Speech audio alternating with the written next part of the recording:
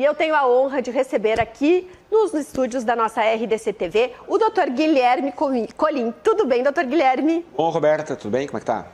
Tudo bem. Dr. Guilherme, hoje nós temos a questão da responsabilidade do banco e do INSS no golpe do empréstimo consignado.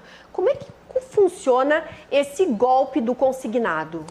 Roberta, tem aumentado muito a incidência de fraudes e desse tipo de crime.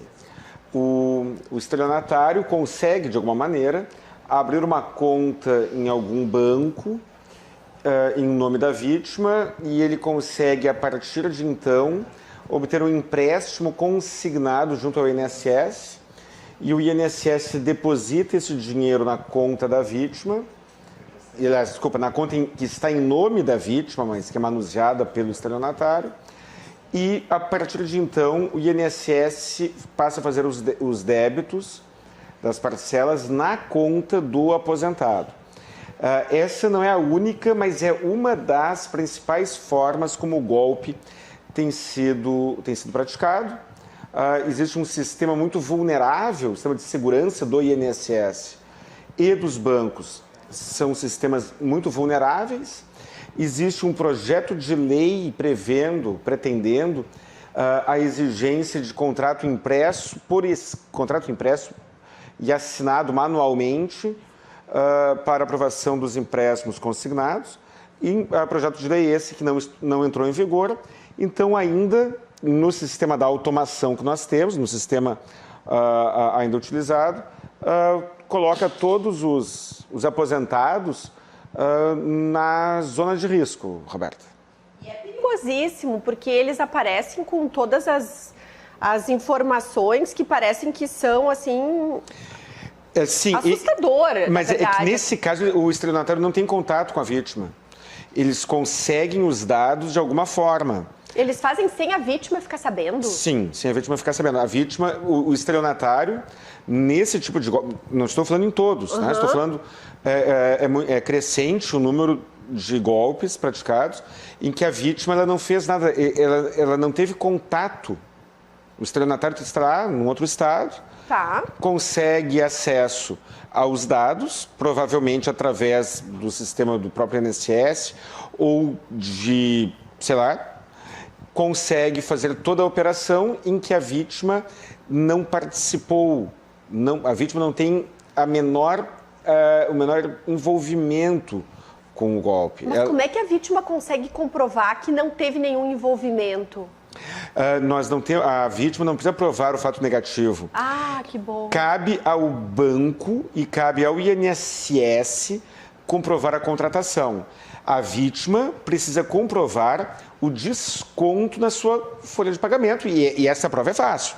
A pessoa encontra ali no seu contra-cheque um débito que não contratou, de um contrato que não reconhece. Caso o banco, ou o agente financeiro ou o INSS não comprovarem, ficará reconhecida a ilegalidade daquele desconto e a responsabilidade solidária do INSS e do banco. E contra quem a vítima move a ação judicial? Contra o INSS, contra o banco, contra ambos? Estas três opções estão presentes. Pode ajuizar ação apenas contra o INSS, apenas contra o banco ou contra ambos. E se for contra ambos, eu recomendo que seja na mesma ação, não em ações separadas. Qual o critério que eu utilizo quando eu dou assessoria para algum colega advogado, por exemplo? Primeiro, verifique se o banco, se o agente financeiro tem solvência. Dependendo do réu, isso vale para todas as ações, dependendo da parte contra quem você está demandando, você correrá o risco de ganhar a ação e não conseguir receber. Ou você tem uma grande chance de ganhar a ação e receber será o menor dos problemas. Então, solvência do banco, do agente financeiro. Se o agente financeiro não tiver solvência, for de solidez econômica duvidosa, recomendo que ajuize contra o INSS ou contra ambos, E aí será na Justiça Federal. Caso o banco tenha solvência, o INSS também tem. Aí eu recomendo uma dica estratégica. Advogado não é despachante. Advogado tem que ter estratégia. Dica estratégica. Fazer uma avaliação da tendência de jurisprudência do Tribunal de Justiça do Estado em que você estiver ajuizando a ação, a avaliação do Juizado Especial Cível, que também é da Justiça Estadual do Estado em que você está ajuizando a ação, e a jurisprudência da Justiça Federal do Estado onde a ação será ajuizada. Verificar qual das três tem a melhor tendência jurisprudencial. O nosso judiciário trata, às vezes, situações muito parecidas de maneira muito diferente. E, então, dependendo do estado, vale a pena entrar com ação contra o banco, porque naquele local a Justiça Estadual costuma fixar indenizações em valor maior. Dependendo do estado, talvez no estado vizinho, a jurisprudência, a tendência, o entendimento da Justiça Federal seja maior, seja melhor. Então, é uma avaliação que eu recomendo. E mais, a Justiça Federal e Justiça Estadual, elas podem ter diferença nos critérios de fixação da indenização, e isso varia de tribunal para tribunal, mas também no ritmo do andamento, no ritmo processual, na velocidade do andamento do processo. Faça esta avaliação antes de sair ajuizando esse tipo de ação.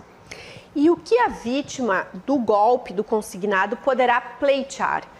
Apenas a devolução do valor ou também poderá pedir indenização por danos morais? Indenização por dano moral e indenização por dano material e seus requisitos. O dano material fica fácil. A pessoa sofreu alguns descontos na folha de pagamento ali, terá direito de pleitear aquele valor de volta. O dano moral nem sempre ficará caracterizado. Por quê? E não estou dizendo que eu concordo com isso, né? Se eu fosse escrever as leis, se fosse o dono das decisões, seria muito diferente. Mas o que acontece? Como é que o judiciário costuma enxergar? Nem todo prejuízo material gera um sofrimento psicológico, um estresse, um transtorno suficientemente relevante. Vamos imaginar duas situações. Dois aposentados que têm a mesma renda de aposentadoria. Um desses aposentados tem outras rendas. Um dos aposentados tem imóveis alugados, tem uma situação econômica boa, segue trabalhando, quem sabe, e tem um salário alto. E tem lá uma aposentadoria que não é indispensável para o seu padrão de vida. E o outro aposentado está na situação inversa. Tem naquela aposentadoria a sua única fonte de renda. E aí ambos são vítimas do mesmo golpe. Um deles ambos sofreram um prejuízo financeiro.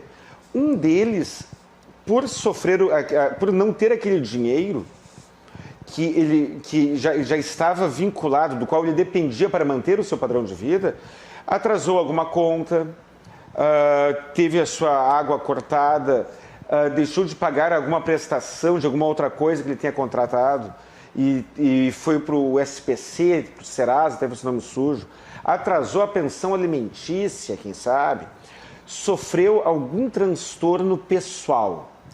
Esse terá direito a uma indenização por dano moral e deverá provar estas circunstâncias pessoais que ele sofreu. Eu apenas dei alguns exemplos. Qualquer circunstância pessoal decorrente do desfalque financeiro temporário poderá causar dano moral.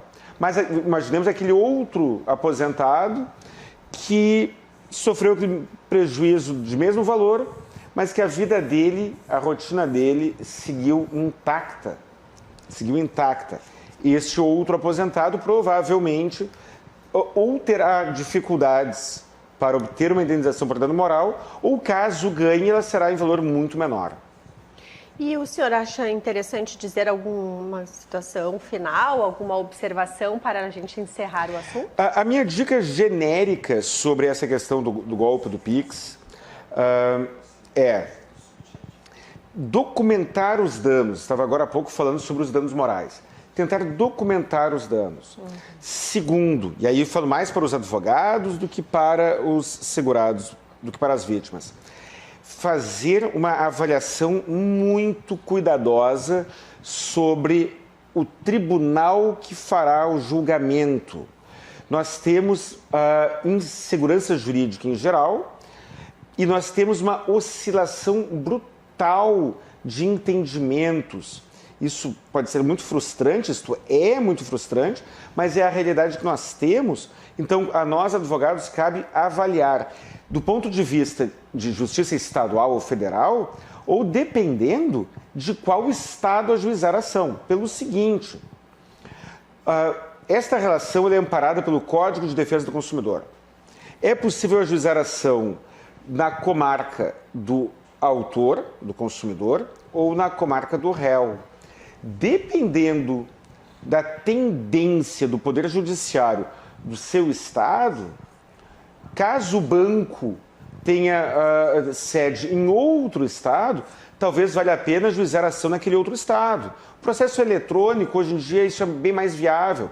Então, Roberta, dica que eu dou para quem me contrata, para os meus clientes de mentoria, advogados, visão estratégica. O processo não é apenas contar a historinha e jogar os documentos. Nós precisamos ter planejamento. Claro.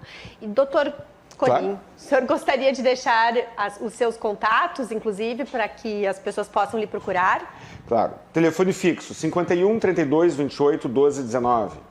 Telefone celular, 51 99985 7991. Meu Instagram pessoal, colim.guilherme, e no YouTube, canal Saiba Direito. Muito obrigada pela sua presença aqui no nosso portal RDC. Nós vamos a um breve intervalo e na volta temos mais notícias.